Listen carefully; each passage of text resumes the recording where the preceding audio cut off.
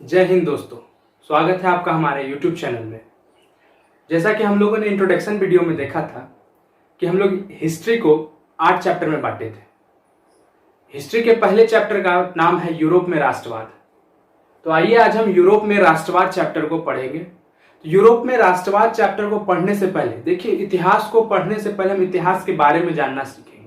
इतिहास आया कहाँ से, राष्ट्रवाद आया कहाँ से, राष्ट्रवाद के पीछे का व्याख्या क्या था, राष्ट्रवाद क्या है, राष्ट्रवाद के लाने का क्या क्या कारण था, यूरोप में राष्ट्रवाद किन किन का योगदान रहा यूरोप के राष्ट्रवाद में। तो आइए जानते हैं यूरोप में राष्ट्रवाद को। राष्ट्रवाद, सबसे पहले राष्ट्रवाद शब्द है क्या। राष्ट्रवाद एक ऐसी भावना है जो किसी विशेष भौगोलिक, सांस्कृतिक, सामाजिक परिवेश में रहने वाले लोगों को एकता का वाहक बनाता है। ये हमारा बुकिश लैंग्वेज मीन्स किताब में जो लिखा हुआ है ये हूबहू यहाँ पर। राष्ट्रवाद कहने का मतलब यह हुआ कि राष्ट्रवाद एक ऐसी भावना है जो किसी देश में उसके प्रति जागरूक बनाता है। राष्ट्रवाद एक ऐसा भावना है जो किसी देश में के लिए मर मिटने के लिए तैयार वाली भावना है। राष्ट्रवाद कुछ नहीं, राष्ट्रवाद बस एक भावना है जो किसी देश के लिए कुछ कर गुजरने के लिए भावना है। जैसे हमारे भारत के लिए, हम भारत के लिए कुछ भी करने के लिए तैयार हैं, हम भारत के लिए मर मिटने तक के लिए तैयार हैं।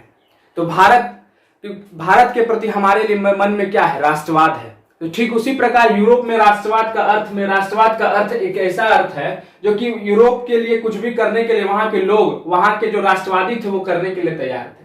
तो राष्ट्रवाद कुछ नहीं, बस एक भावना है जो किसी विशेष भौगोलिक मीन्स एक क्षेत्र जो कि सांस्कृतिक, वहां के भौगोलिक जो ये जो क्षेत्र है, मान लीजिए इस क्षेत्र में रहने वाले जो लोग हैं वहां के संस्कृति को दर्शाता है। वहां के सामाजिक परिवेश में रहने वाले जो लोग हैं उनमें एक भावना को जागृत करता है कि हम सब मिलजुल के एक रहें, उसी को राष्ट्रवाद कहते हैं। 1789 ईस्वी के फ्रांसीसी क्रांति ने राष्ट्रवाद की भावना को जगाया था। 1789 ईस्वी का जो फ्रांसीसी क्रांति हुआ था, जैसा कि क्लास 9 में आप लोगों ने पढ़ा होगा फ्रांसीसी क्रांति के बारे में। तो 1789 ईस्वी में जो फ्रांसीसी क्रांति हुआ, यूरोप में राष्ट्रवाद की भावनाओं को जगाया था। राष्ट्रवाद का भावना जगाने का अर्थ क्या होता है कि राष्ट्रवाद की भावना जग गई। आखिर ये भावना जगने का अर्थ क्या हुआ? कहीं ना कहीं उनके ऊपर शोषण किया गया होगा। शोषण कहने का इन द सेंस कि आर्थिक रूप से, सामाजिक रूप से, हर एक रूप से उनके ऊपर शोषण किया गया होगा। तो 1789 ईस्वी का फ्रांसीसी जो क्रांति हुआ उसके पीछे राष्ट्रवाद की भावना जगी। राष्ट्रवाद की भावना जागने का श्रेय सबसे ज्यादा 1789 का फ्रांसीसी क्रांति को जाता है। इसमें महत्वपूर्ण योगदान जो है नेपोलियन का था। सबसे ज्यादा महत्वपूर्ण योगदान जिसमें कहा जाएगा तो वो नेपोलियन का था। नेपोलियन का सबसे बड़ा श्रेय था कि यूरोप में राष्ट्रवाद की भावना जगे, क्योंकि वो चाहते थे कि यूरोप जो है मिलजुल कर एक साथ, यूरोप के जितने भी लोग हैं यूरोप सब मिलजुल के एक साथ रहे, वहां के लोगों में एकता का वाहक बने कि कोई उनको कुछ ना कर सके, उनके ऊपर राजनीति शासन ना हो, कि राजतंत्र का शासन ना हो, उनके ऊपर लोकतंत्र का शासन रहे। तो नेपोलियन नहीं चाहते थे। फ्रांसीसी क्रांति जो था, फ्रांसीसी क्रांति का सबसे बड़ा योगदान यह था कि वो राजनीति को अभिजात वर्ग से बाहर कर अखबारों का वस्तु बना दिया। इस वर्ड का अर्थ क्या था? फ्रांसीसी क्रांति ने आखिर क्या योगदान दिया? तो योगदान यही दिया कि राजनीति जो सिर्फ अभिजात वर्गों के द्वारा किया जाता था। कौन से वर्ग? अभिजात वर्ग। अभिजात वर्ग मतलब कहने का जो रईस घराने के लोग थे, जो पैसे वाले लोग थे, सिर्फ उनके द्वारा ये राजनीति किया जा रहा था। लेकिन फ्रांसीसी क्रांति ने अभिजात वर्ग से बाहर कर अखबारों का वस्तु बना दिया, राजनीति पर सबका अधिकार बना दिया। अखबारों का वस्तु मीन्स क्या? जहां हम चाय पी रहे हैं, जहां चाय बैठ के हम 10 लोग मिलकर एक जगह पर चाय पी रहे हैं और अखबारों के बारे में, राजनीति के बारे में चर्चा कर रहे हैं। आखिर अरे ये पार्टी ने ऐसा कर दिया, अरे ये वो उसने ऐसा कर दिया। तो फ्रांसीसी क्रांति राजनीति को अभिजात वर्ग से बाहर कर अखबारों का वस्तु बना दिया। नेपोलियन जो है जर्मनी और इटली को भौगोलिक परिधि से बाहर हटाकर राजनीतिक पहचान दिया। अब इस लाइन का अर्थ क्या है कि जर्मनी और इटली को भौगोलिक परिधि से हटाकर राजनीतिक पहचान दिया। मींस कि जर्मनी और इटली, मान जो पहले एक मैप लीजिए, अब मैप में जर्मनी और इटली को देखिए, मान लीजिए जर्मनी और इटली है, तो जर्मनी और इटली सिर्फ एक मैप में दर्शाने के लिए एक क्षेत्र था कि यहाँ पे जर्मनी और इटली है। उस समय राष्ट्रवाद के से पहले, यूरोप में जो राष्ट्रवाद की भावना जगी उससे पहले सिर्फ ये एक नक्शा था। जर्मनी और इटली सिर्फ एक नक्शा हुआ करता था, यूरोप एक सिर्फ नक्शा हुआ करता था। लेकिन नेपोलियन का जो सबसे बड़ा योगदान था कि जर्मनी और इटली को भौगोलिक परिधि से हटाकर वो राजनीतिक पहचान दिए थे। नेपोलियन लेकिन कहते हैं कि अच्छाई ज्यादा दिन नहीं चलता, क्योंकि लोगों को अच्छाई पसंद नहीं आती। नेपोलियन का जब पतन हो जाता है तो यूरोप का विजय शक्ति जो है ऑस्ट्रिया के वियना में एकत्रित हो जाता है।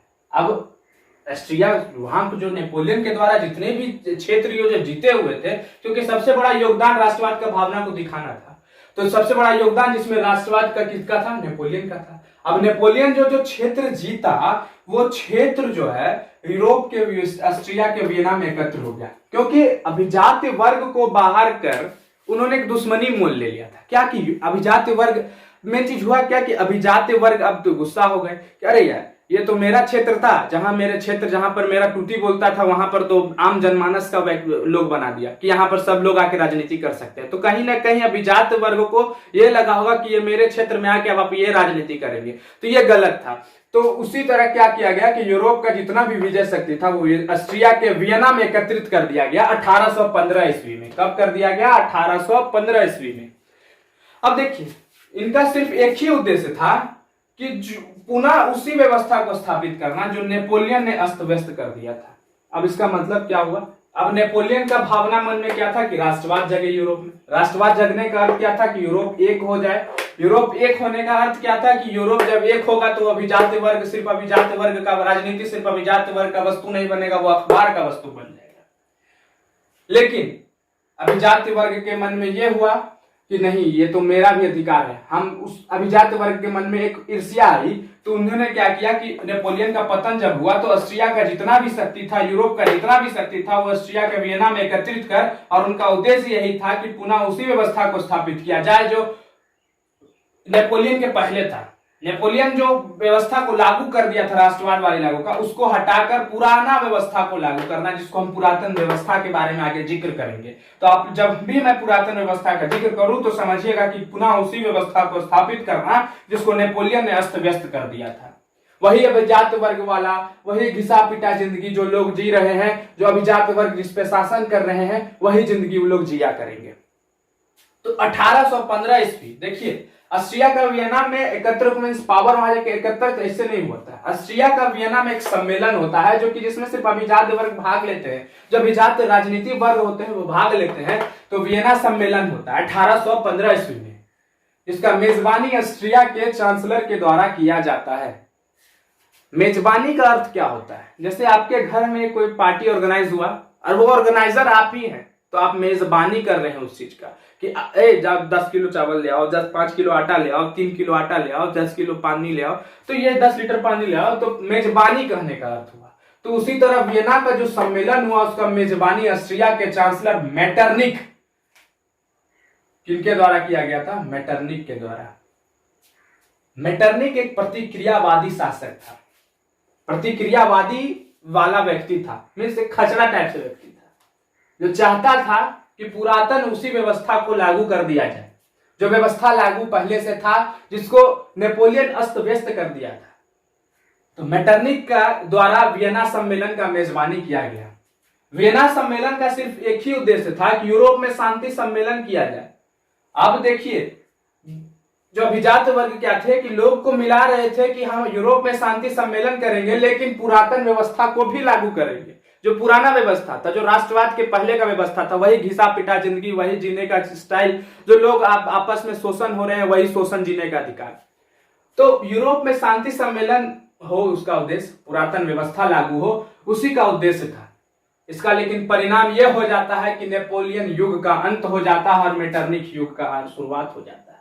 जो नेपोलियन अपने पूरे जिंदगी में एक राष्ट्रवाद की भावना जगाने का प्रयास कर रहे थे, वो राष्ट्रवाद की भावना खत्म हो जाती है और मेटरनिक का युग आरंभ हो जाता है, जो वही पुरातन व्यवस्था, वही घिसा पिटा जिंदगी। इसमें क्या होता है कि इटली जो था, इटली का जो वर्चस्व था कई भाग में बढ़ जाता है। वर्चस्व कहने का मतलब इटली का जितना भी पावर था वो कई भाग में बढ़ जाता है।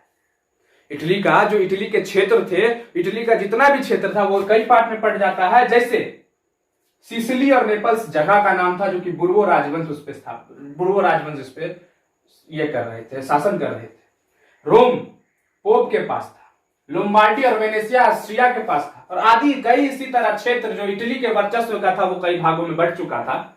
इस तरह वियना सम्मेलन जो है प्रतिक्रियावादी शक्तियों का विजय था। प्रतिक्रियावादी कौन? मेटरनिक। जो इस तरह वियना सम्मेलन क्या हुआ, प्रतिक्रियावादी शक्तियों का विजय था। प्रतिक्रियावादी शक्तियों का विजय कहने का मतलब यह हुआ कि जो लोग पुरातन व्यवस्था को लागू करना चाहते थे, वह लोग जो अभी जाति वर्ग को स्थापित करना चाहते थे, वह लोग जो राजनीति को सिर्फ अपने पास रखना चाहते थे, वह लोग जो सिर्फ राजनीति को एक वंशानुगत बनाना चाहते थे, सिर्फ वही लोग वियना सम्मेलन में प्रतिक्रियावादी शासकों का विजय बना दिए। अब वियना सम्मेलन को एक आपस में विजय कर दिए। क्यों? क्योंकि वहां प्रतिक्रियावादी शक्ति था। अगर वहीं राष्ट्रवादी शक्ति रहता तो वियना सम्मेलन शायद होने का कोई गुंजाइश नहीं था। लेकिन कहते हैं कि पाप का घड़ा जब भरता है तो भर ही जाता है, वो पाप का घड़ा फूट जाता है। ठीक उसी प्रकार जो ये शक्ति था ये पाप ही था, लेकिन इसकी स्थायी शक्तियां नहीं रही। ये जो जितनी भी शक्ति रही यहाँ पर इस लाइन में, वो शक्ति स्थायी नहीं रही। और कहीं ना कहीं एक विलन जब एंट्री करता है तो उसके पीछे पीछे हीरो भी एंट्री करता है। ठीक उसी प्रकार बुर्वो राजवंश का पुनर्स्थापित किया गया। बुर्वो राजवंश को, क्योंकि जब भी राष्ट्रवाद की भावना जगी तो सबसे बड़ा योगदान किसका रहा? बुर्वो वंश का रहा। और बुर्वो वंश जो था वो पूरे नेपोलियन के साथ साथ चलते आ रहा था। नेपोलियन कौन से वंश के थे? वो बुर्वो वंश के थे। तो बुर्वो वंश को पुनर्स्थापित किया गया और फ्रांस का नया राजा लुई 18 को बनाया गया।